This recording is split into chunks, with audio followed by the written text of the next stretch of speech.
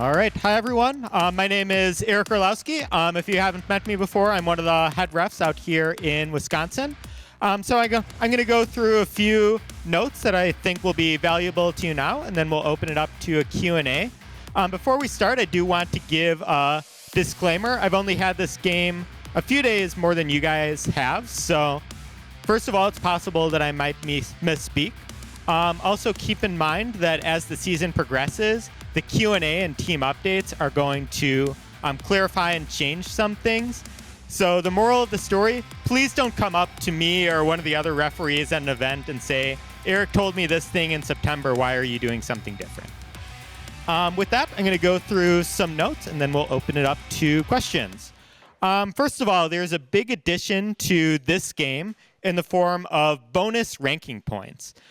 So those are really important that you guys understand.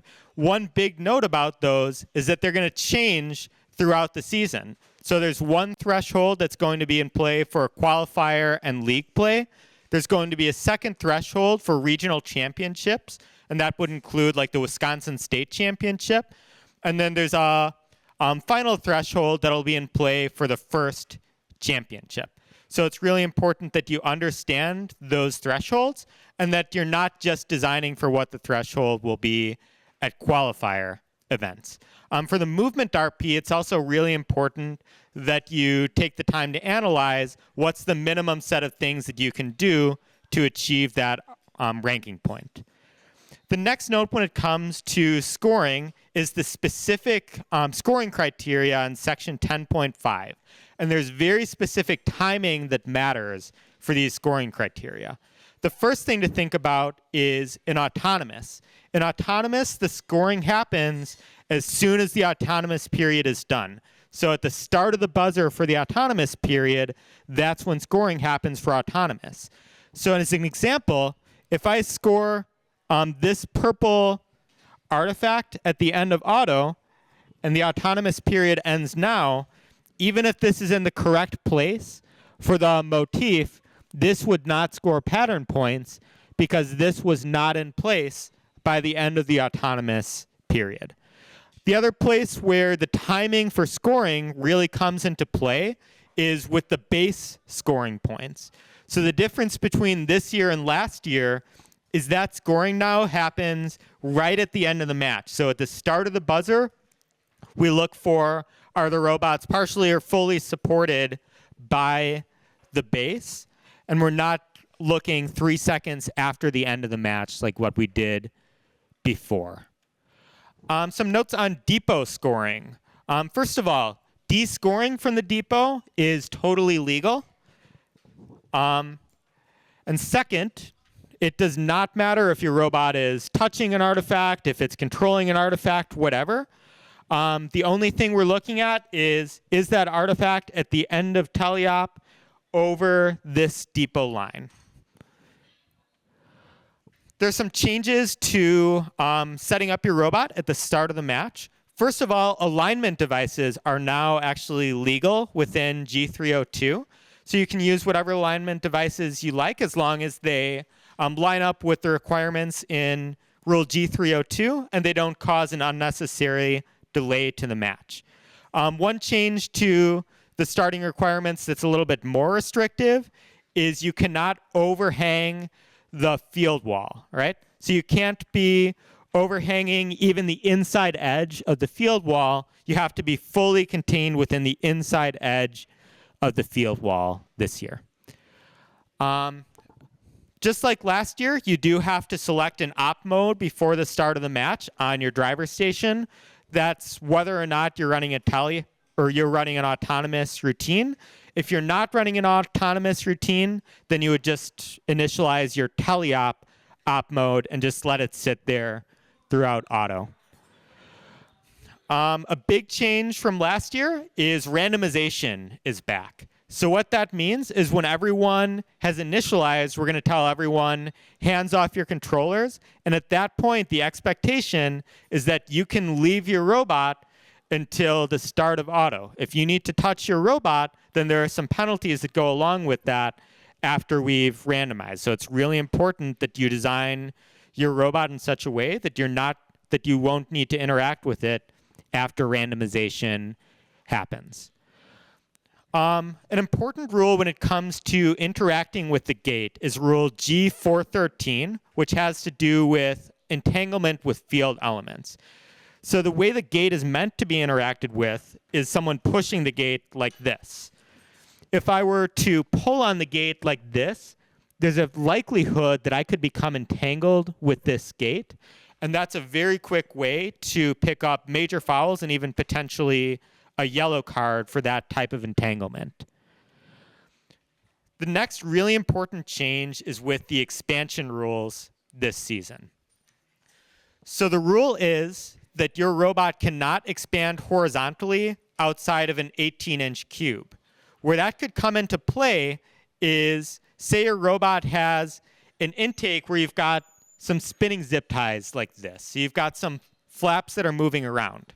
At the start of the match, those flaps might be within your 18-inch configuration, but if that intake spins and now they leave that 18-inch configuration, you're now in violation of that horizontal expansion rule. So it's really important that if you're designing some sort of an intake like that or anything else on your robot that can move, that it stays within that 18-inch configuration. If your robot is smaller, then they can expand outside your robot as long as they're not expanding outside of those 18 inches. You should know this by now, but there are two areas where you can launch on the field. There's a launch zone here and a launch zone here. If you launch from outside of those zones, then you could potentially incur penalties. There was a really big change this year to rule G420, which has to do with damaging opposing robots. So just like last year, you obviously can't intentionally damage an opposing robot.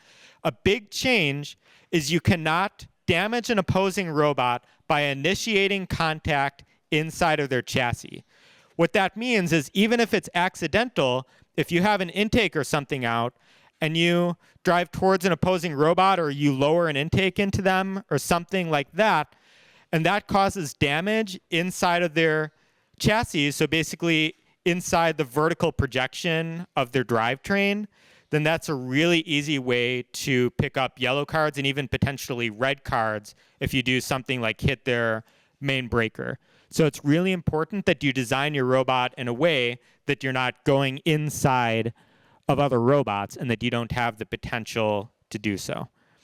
There are some really important contact rules in the corner of the field.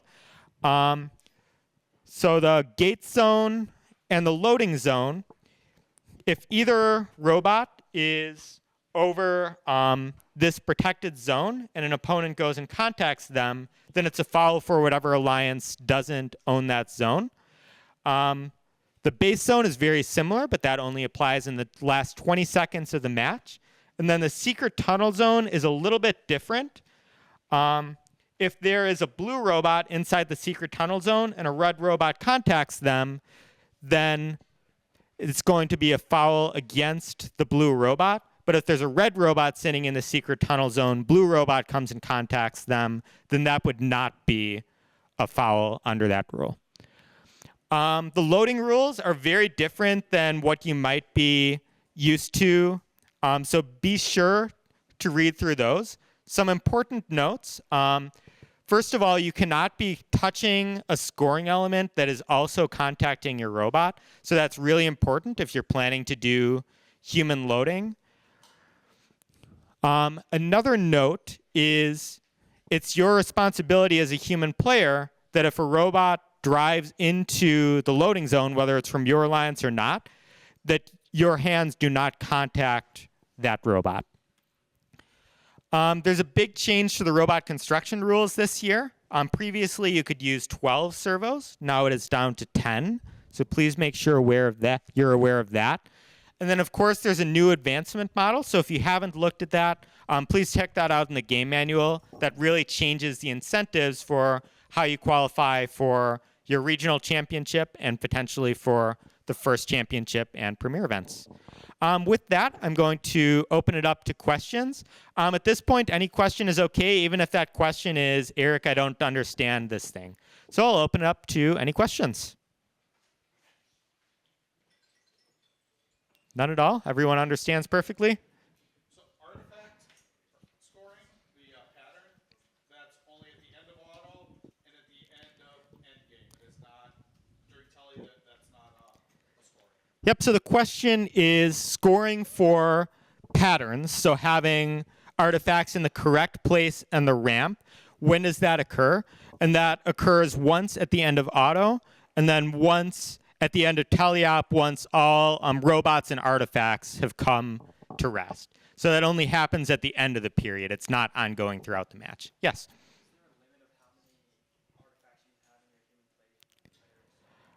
Yes, there is. So the question is there a limit of how many artifacts can you have in your human player zone?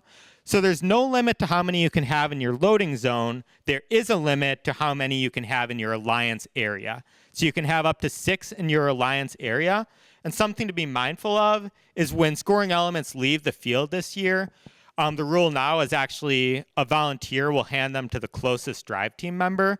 So it's important that if you already have 6 in your alliance area and we have you a 7th and we hand you a 7th, you need to immediately introduce one onto the field so that you don't have 7 in your alliance area at a time. Yes?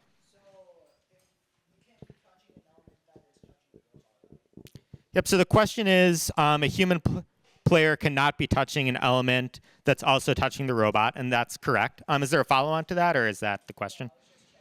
Okay, sounds good. Yes?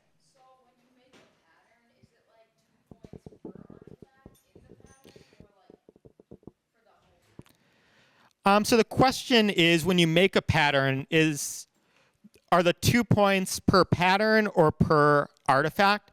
And the answer is it's per artifact. So there's a table in section 10 of the game manual that lists basically for each index in the ramp, what's the correct color for a given motif. And we just look at each artifact individually, and is that the correct artifact in that specific index of the ramp?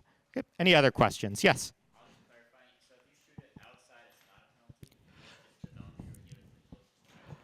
So the question is, if you shoot an artifact off the field, is that a penalty? So you cannot intentionally eject scoring elements from the field. In general, if you're trying to score, that would not be looked at as intentionally ejecting from the field. That would just be looked at as normal gameplay. If you're shooting them outside of this side of the field, that's more likely to be considered intentionally ejecting from the field. Yes?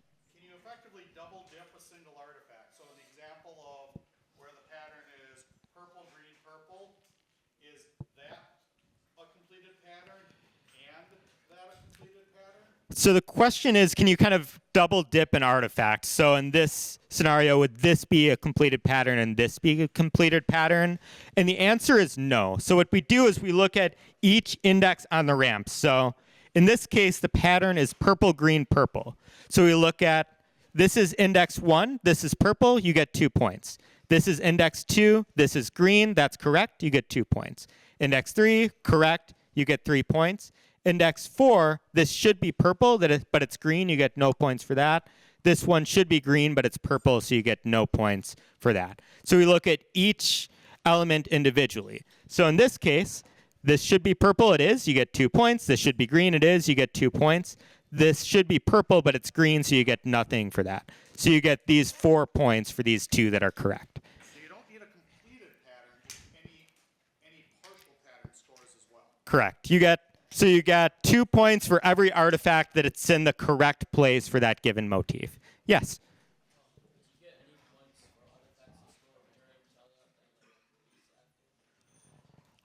So the question is, do you get points for artifacts that you score during teleop that get released from the ramp during gameplay?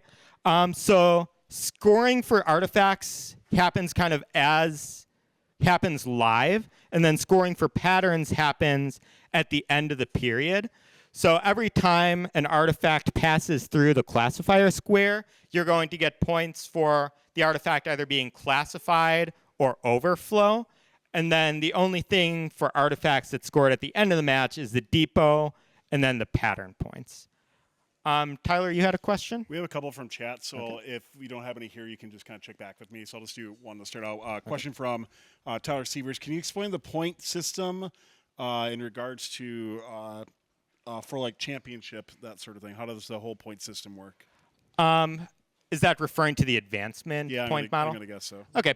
So the advancement point model rewards certain achievements at an event. So it awards your qualifying ranking. It rewards how early do you get picked or become an alliance captain in playoffs, how far do you advance in playoffs, and then any awards that you win.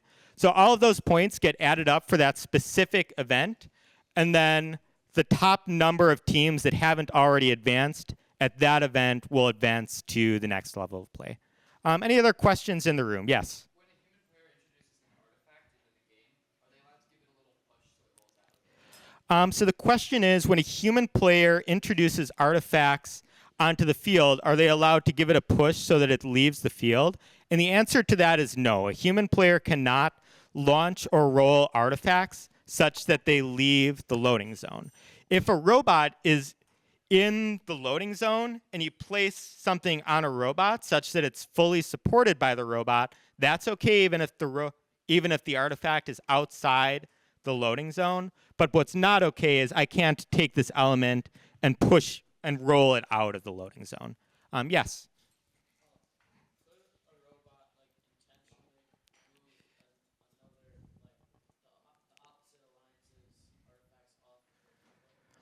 So the question is, can a robot intentionally move? You said depot, right? Can a robot intentionally move an opposing alliance's artifact out of the depot? And yes, they can. There's no rule against descoring from the depot. Any other questions? Yes.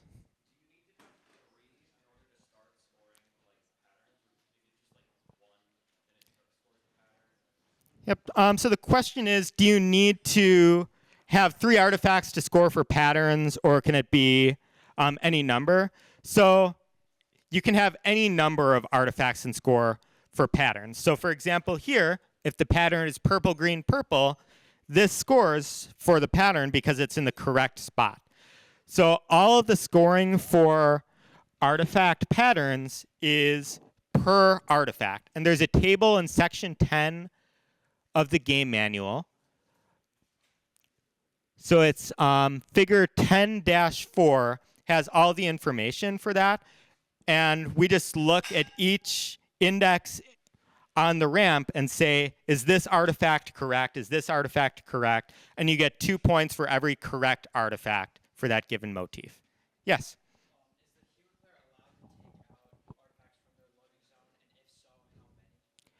So the question is, are human players allowed to take out artifacts from the loading zone, and if so, how many?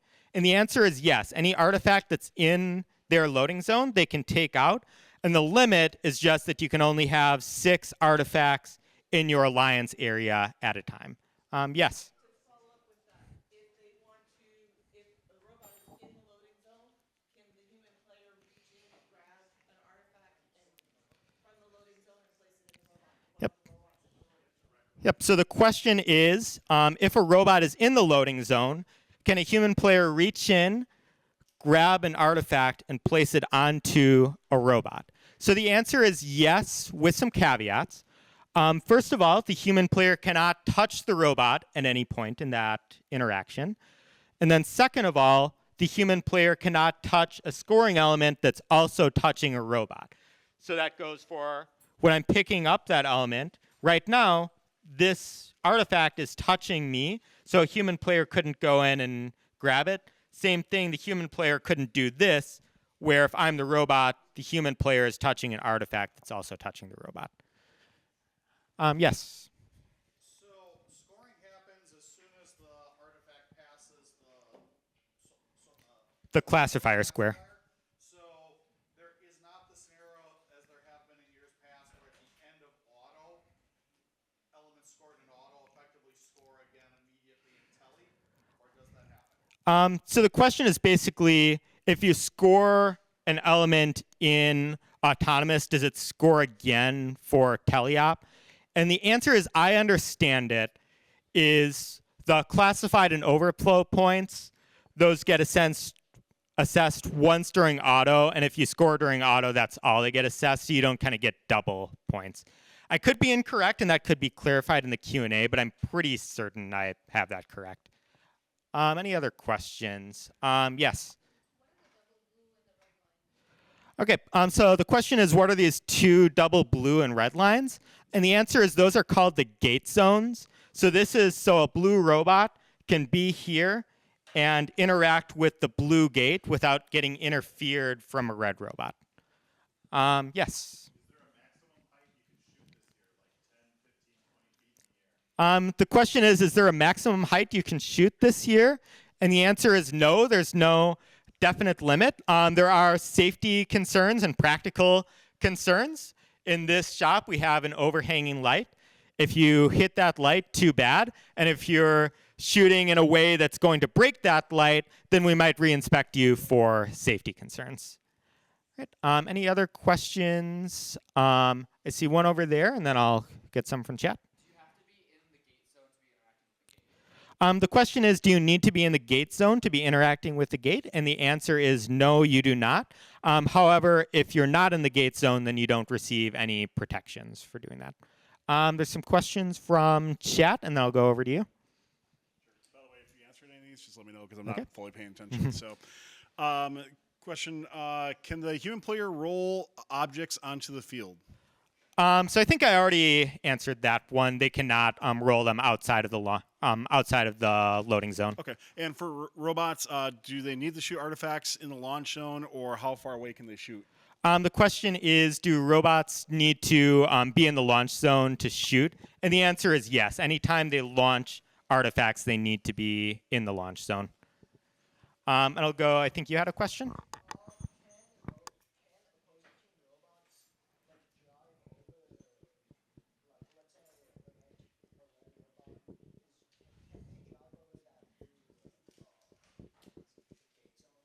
Yep, so the question is, can a red robot, for example, drive over this blue gate zone? And the answer is yes, but you're taking a risk by doing that.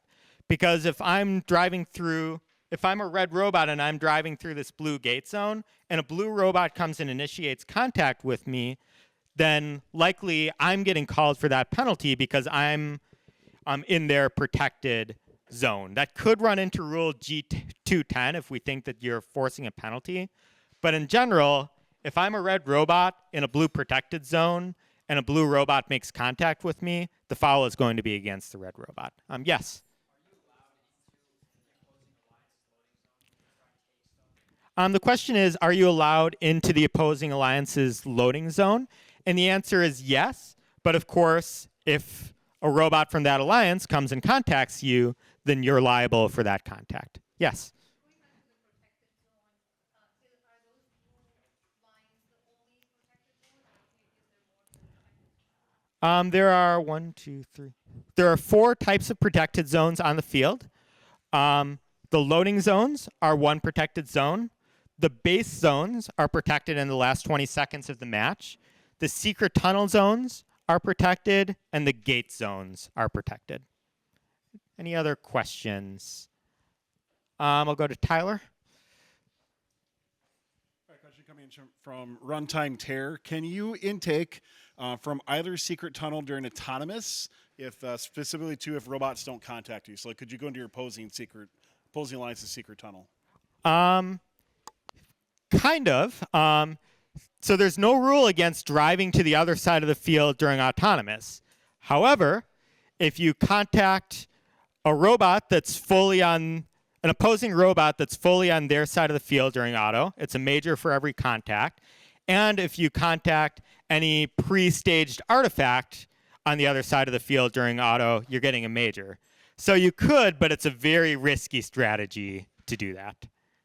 Right. Any other questions? Dan? So you may have covered this.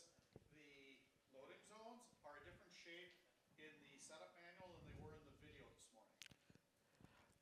morning. So in the field tour video, you see, I think it's basically the secret tunnel extends. The competition manual is the authority, and the competition manual has this white square here. Tyler? From Skeleton 454, can you grapple a partner robot for the intention of doing a climb?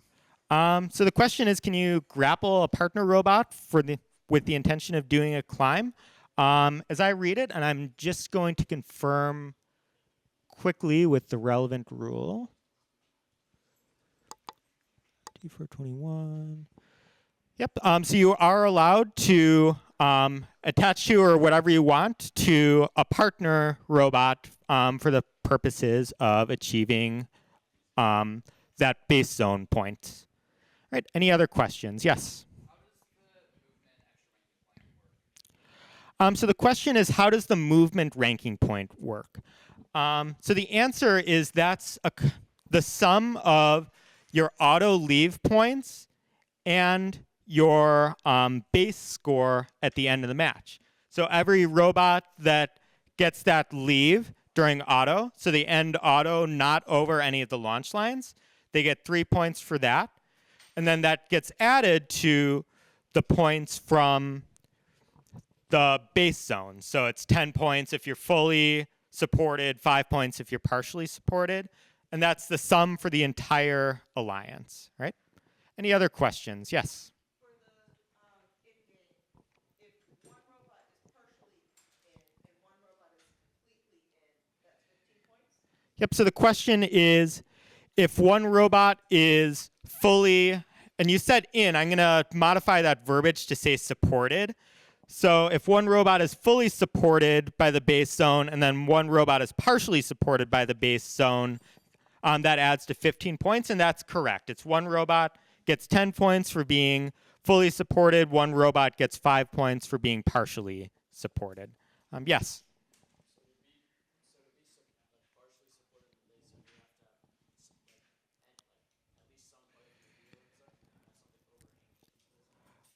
So the question is, to be considered partially supported in the base zone, do you need something like your wheel to actually be touching the tile, or can you just be overhanging? And the answer is we need to see support inside the base zone.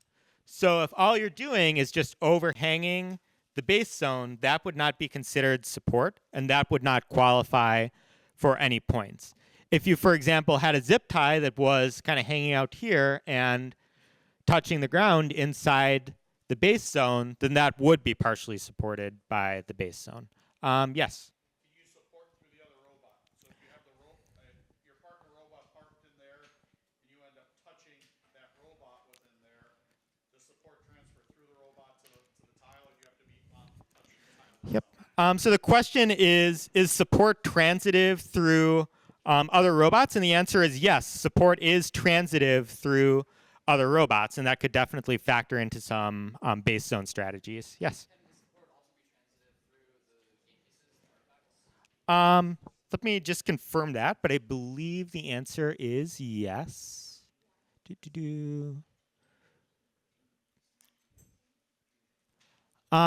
Yes, that support can also be transitive through a scoring element. Right? Yes.